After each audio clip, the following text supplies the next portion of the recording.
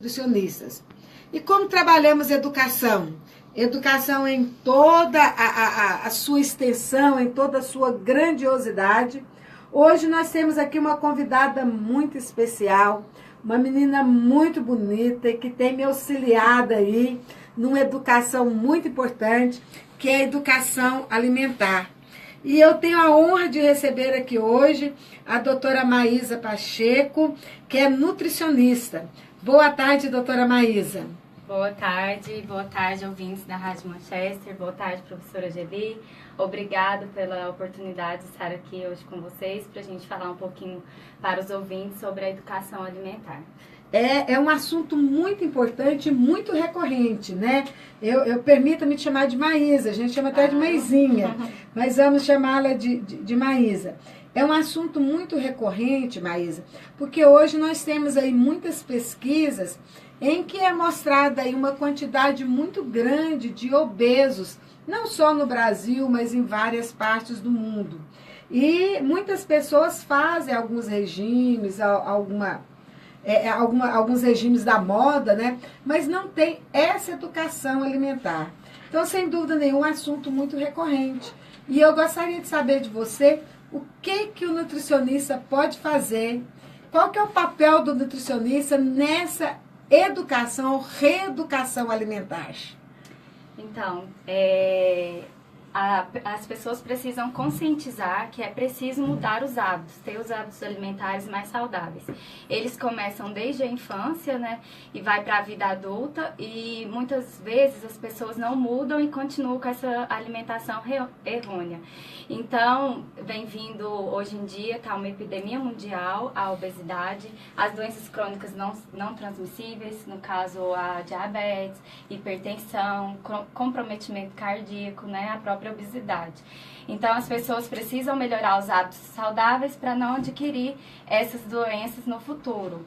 Então, tem que conscientizar e começar com mudanças. E a gente não começa, quando muda, não é do dia para a noite, né? Então, a gente tem que começar aos poucos, mas tem que conscientizar que é necessário.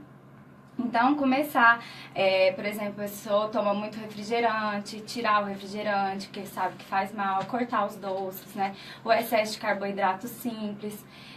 Os professores, por exemplo, em sala de aula, sempre tomar água, que isso é muito importante.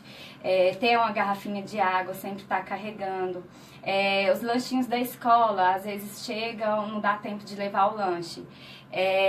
Se puder levar lanches saudáveis, é melhor ainda, né? Puder levar de casa, se organizar, planejar. Se não der, estar com o dia corrido e precisar fazer um lanchinho na rua ou na porta da escola, geralmente nas faculdades a gente tem as opções de lanches mais saudáveis. Às vezes é um salgado, em vez de comer um frito, comer um salgado assado. De preferência para carregar frutas, pode carregar barrinha de cereal, que é uma coisa fácil, as que contém menos açúcares, um iogurte, carregar lancheirinha, comprar aquelas lancheirinhas, né, carregar, colocar na bolsa. Tem as opções também de castanhas que pode estar carregando. E cortar as coisas que não fazem bem à saúde. Sem dúvida nenhuma, é uma educação, né? Eu digo até que é uma reeducação. Porque nós costumamos a comer e às vezes comemos mal. E nós temos também aí um conceito, um preconceito, que a educação alimentar é só para os obesos. É só para os obesos, doutora Maísa? Não, de jeito nenhum. Toda pessoa tem que adquirir alimentos, tem que adquirir os alimentos mais saudáveis, ter uma alimentação saudável e praticar exercícios físicos também, que é muito importante, estar sempre exercitando, porque às vezes depende de cada organismo. Tem pessoa que ganha peso mais fácil, tem pessoa que come super errado, mas não ganha peso e às vezes não preocupa tanto pelo fato de não estar ganhando peso, não estar engordando e acaba comendo errado. Mas as doenças não é só envolvida a obesidade, mas sim com a má alimentação. Então, isso deve ser corrigido o mais rápido possível para no futuro não ter problemas. Tem um colesterol alto também, que na minha prática clínica tenho visto muito isso, colesterol alto, principalmente também em crianças, que às vezes não é esperado, mas acontece também, e isso vem prolongando, né, para a vida toda se não mudar. Então tem que mudar enquanto é tempo, para no futuro não ter essas doenças. Maísa, você falou que a educação alimentar ela precisa começar desde criança, mas nunca é tarde, obviamente, para você mudar os seus hábitos. Então, o papel da mãe para essa criança é muito importante, né? Já começar ensinando a alimentação correta e, sobretudo, a alimentação mais natural, aqueles potinhos os potinhos de sopinha que você compra nos mercados, é aconselhável também ou não? Então, depende muito de cada criança, de cada família. O melhor é que seja mais natural, então comprar mesmo as verduras, ir à feira com os filhos, comprar as frutas e estar sempre oferecendo. Porque os hábitos dos filhos são adquiridos através da educação alimentar da família, da mãe, dos pais em geral, né? Então, geralmente, o que os pais comem é o que os filhos vão comer. Então, o natural sempre é melhor, com certeza, e sempre procurar fazer a criança participar disso, a criança participar na hora da refeição, fazer a refeição junto com a criança, colocar a criança para fazer uma receita diferente, uma receita saudável. Hoje em dia a gente tem muitas opções de receitas saudáveis. Você acha em internet, em livros, sobre refeições que a criança vai gostar, que é uma refeição gostosa, mesmo sendo saudável, porque o saudável também é muito gostoso, ao contrário que muita gente pensa. E as crianças também gostam do saudável. Então, procurar fazer essas receitas, levar as crianças à feira para conhecer os alimentos, né? E sempre estar influenciando nas escolhas dos filhos para que eles cresçam adultos saudáveis. E esse é um papel muito importante da mãe, sobretudo da mulher, porque geralmente quem faz o cardápio da casa é a mãe. Ou a mulher ali da casa, né? E toda a família acaba comendo aquilo que essa mulher faz. Isso. Então, sem dúvida nenhuma, um papel muito importante. Mas eu quero ressaltar aqui, Maísa, aqui em Anápolis nós temos, e eu ressalto a experiência, que eu sou muito próxima, do CEMEI Zilda Armes, a diretora Beth lá e toda a equipe, eles têm uma horta nessa escola. As crianças participam do plantio, exatamente o que você está falando, o envolvimento da criança. Ela participa do plantio, ela participa da colheita desse material, ela participa do preparo do lanche e depois elas comem. E eu tive um relato de uma mãe lá, que a criança falou para ela, olha mãe, só precisa ir lá no CEMEI para aprender a cozinhar com a tia. Porque a tia do CEMEI tem uma comida deliciosa e a verdura do CEMEI é muito mais gostosa que a de casa. Sem dúvida nenhuma, esse envolvimento, né, doutora? Isso. É muito importante estar envolvendo a criança na alimentação.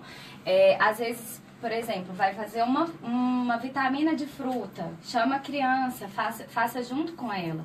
E vocês vão ver a diferença, que a criança vai interessar por esses alimentos, vai querer comer também. E os pais também têm que comer, não adianta nada dar o alimento aos filhos e não comer também, que eles vão espelhar-se nos pais. Aí o pai vai comer, os filhos também vão querer.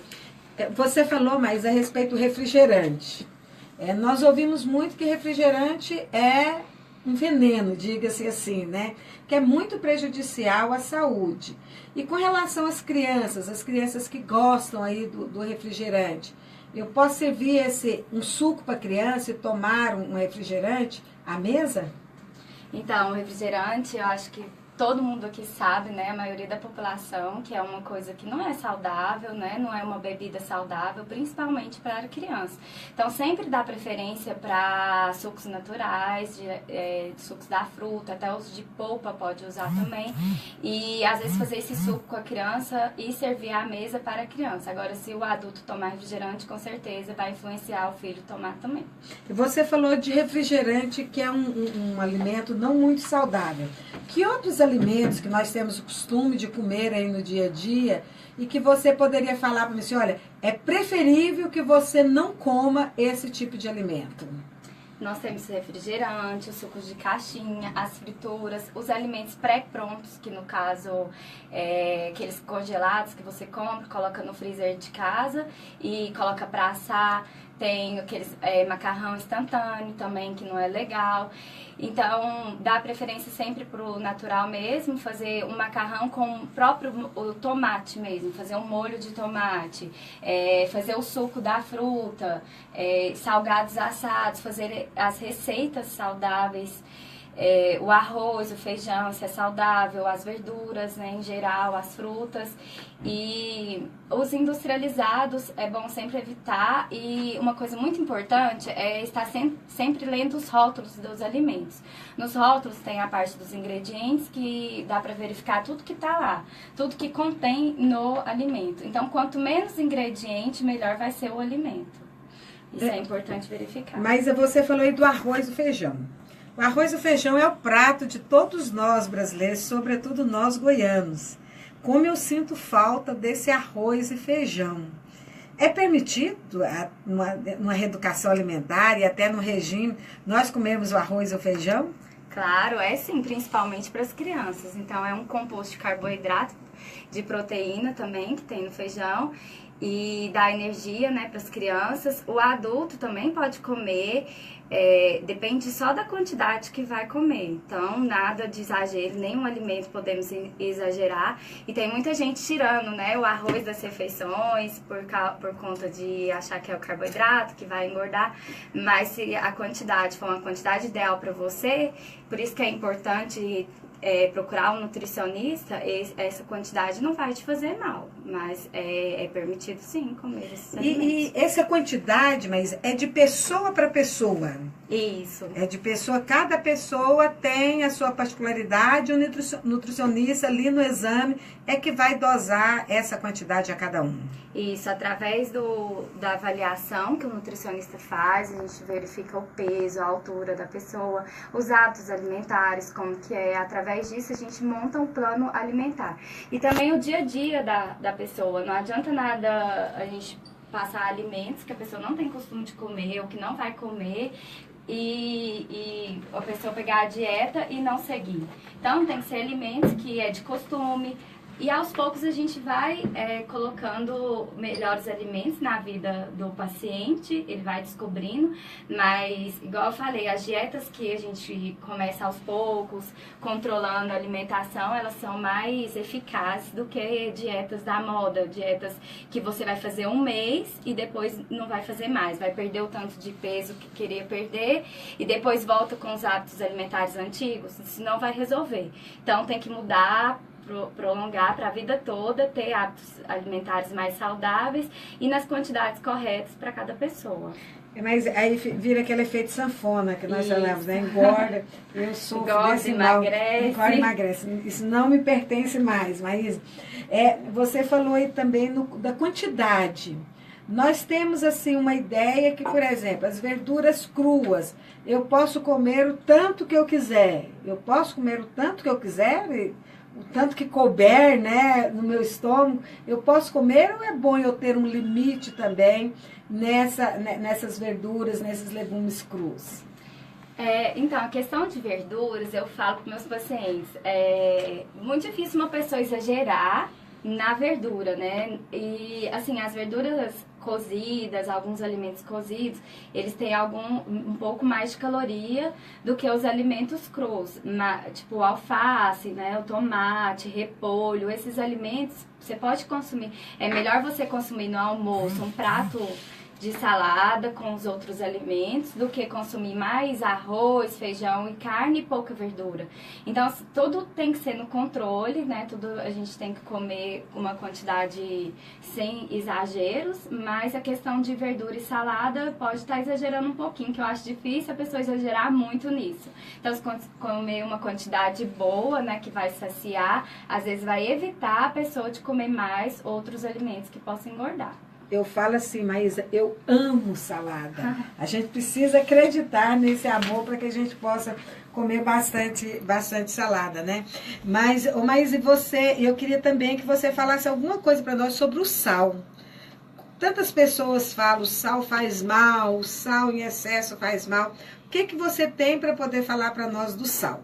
Realmente, o sal em excesso faz mal, pode estar desenvolvendo uma hipertensão, principalmente na comida das crianças, igual crianças de 6 meses que começam a introdução alimentar até 1 ano, não é necessário adicionar o sal, porque eles não conhecem o sabor desse alimento, mas o tempero é muito importante. Então, para a gente fazer uma alimentação com menos sal, vamos fazer um alimento mais temperado, usando alho, cheiro verde, né? Orégano, tem um açafrão também, que é bem importante, é um alimento anti-inflamatório. Então, tá usando esses condimentos para deixar a refeição saborosa, sem ser uma refeição sem graça, né? E com pouco sal. Pode estar fazendo também temperinho, você mesmo fazer em casa, com as ervas desidratadas, colocando um pouquinho de sal. E é muito importante evitar o consumo de temperos prontos, temperos industrializados. O tempero natural é sempre mais saudável e é sempre bom ter em casa para poder fazer nas refeições sem estar usando tempero pronto. Mas pode fazer, guardar na geladeira o tempero? Pode sim. Pode fazer, pode. Mas que a gente faça em casa, que bom. Mas o sal é, sem dúvida nenhuma, prejudicial. E eu quero falar do açúcar. Mas antes de falar do açúcar, eu quero mandar um abraço para sua família, que mandou aqui um recado, que estão todos te ouvindo. Mas, sobretudo, a avó Feliciana, a avó Feli, né? Um abraço aí para dona Feli, essa pessoa tão maravilhosa, né? E, sem dúvida nenhuma, grande matriarca, né? Muito. Um abraço para todos aí da sua família. Mas eu quero ouvir também do açúcar, Maísa. Eu participei de um congresso a respeito de drogas e vi uma pesquisa lá em que eles postaram que mais do que todas as drogas, o açúcar mata mais do que todos. Qual a verdade dessa pesquisa? E o açúcar é tão prejudicial assim? Isso, o açúcar ele é responsável por muitas doenças, inclusive a diabetes, né, a glicemia alta, então ele deve ser evitado e como você falou das drogas, que é o que mais mata, ele é como se fosse uma droga porque ele é viciante também. Quanto mais açúcar a gente colocar no nosso dia a dia, mais nós vamos querer consumir. E não é só o açúcar em si, o açúcar, né, branco que a gente utiliza. Os industrializados, a maioria contém açúcar. Vocês podem estar olhando nos rótulos, vendo os ingredientes.